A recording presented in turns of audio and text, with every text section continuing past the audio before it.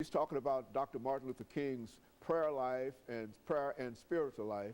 And Dr. Baldwin, I think before we had our first commercial break, you were talking about some of the aspects of Dr. King's prayer life and spiritual life. And so let's pick up at that particular point. Well, Dr. King had what he called a self-imposed day of silence. And he would self-imposed day of silence. He would take a day off from the events of the movement, and he would retreat to some hotel or to his pastor's study for a day of fasting and meditation and prayer and a rigorous discipline of think time to sort of think through the events that would occur in future movements. Now, I never thought in terms of Dr. Martin Luther King from that perspective, but he actually took a day off. Nothing between that would happen in that day, and that was part of his life. That's right. During the early days of the Montgomery bus boycott, he would take a day each week. But as he became more and more involved in the struggle, his schedule was such that he could not take a day. But he would literally take a day off for himself and prayer. Yeah, and sort of isolate himself from the distractions of daily life, such as television and radio.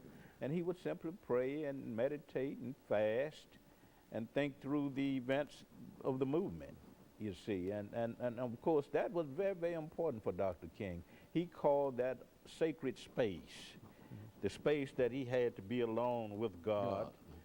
To experience the fullness of what he called divine companionship. So yes, that was very important in terms of his personal prayer life. As you well know, he prayed daily. And he didn't fast as much as Mohandas K. Gandhi because King had a very good appetite.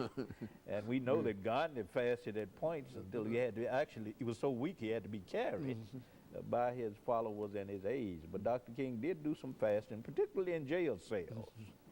And if you look at a picture of him sitting in the Birmingham City Jail, he has his hands up looking through the bars. And that was very, very important for him. Prayer was a part of spirituality. Spirituality is necessary, he said, for social transformation.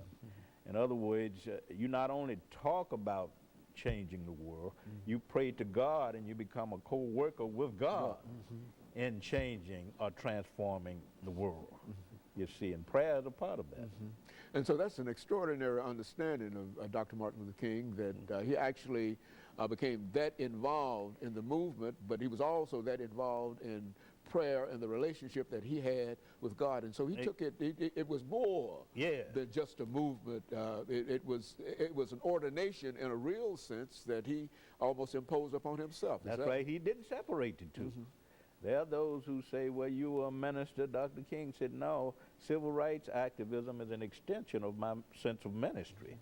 So I have to pray, and prayer is essential because if we want things to change, we have to fight in the streets, yes, but we also have to pray that God will become co-workers with us in transforming this situation into one of justice and brotherhood and human rights, etc.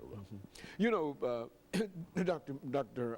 Baldwin, we're faced together today with so many difficult problems in terms of how to bring people into a movement, how to make people understand the importance of political participation and etc. How would Dr. Martin Luther King's spiritual life, if he were here today, what would be some of the things that he would pray for, and how would we be able to sort of meet the challenges that we face today? I think the point you just made about the context in which we live today is very important because we're in a post-9/11 world, and 9/11 really gave us a sense of our vulnerability and of our need to depend on God.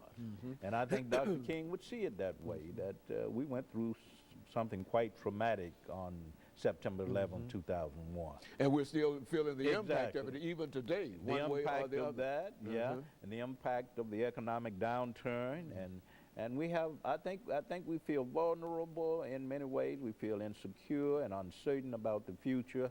And Dr. King always said, when you feel that way, the important thing is to turn to the one who is the Father of us all, which is God, of course.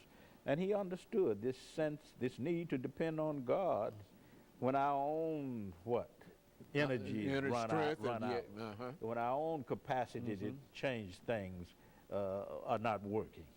So I think he would say to us today, pray but also be active, because God will not do for us what we can do for ourselves.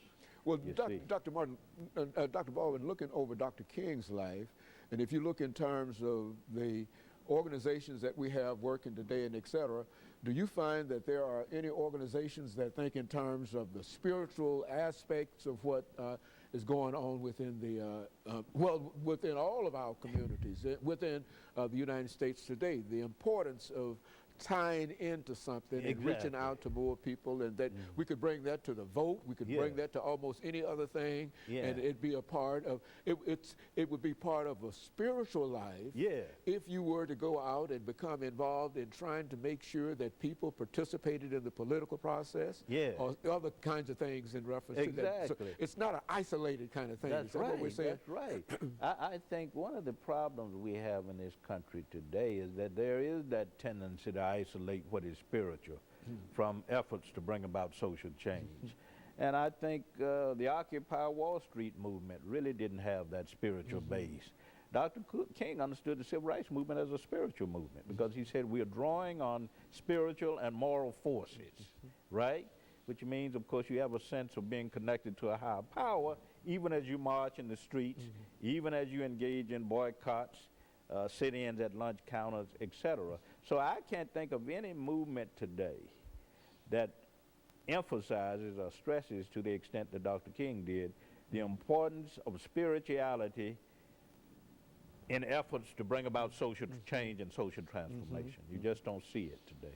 Not to the extent that it existed in the case of King-led civil rights campaign. And I think over the last minute we have during this segment, excuse me, I think what we're saying here is that in order to move forward socially, we have to have some kind of spiritual base for it. It might not be a Christian base, but it has to be a what? A religious base. It has to be a recognition that there is something that is more powerful, that is looking in on all of us. That's right. And we have to understand what that is, and we're saying that that is the spiritual aspect of Dr. Martin Luther King thought in terms of the Christian aspect, but regardless of what your religion might be, that there is a God for you anyway, and he is always calling you forth, and the only way that we can tie into that as a group is, and of course, Dr. Baldwin, let me take this first commercial break, and we'll be back with our audience following this second commercial break.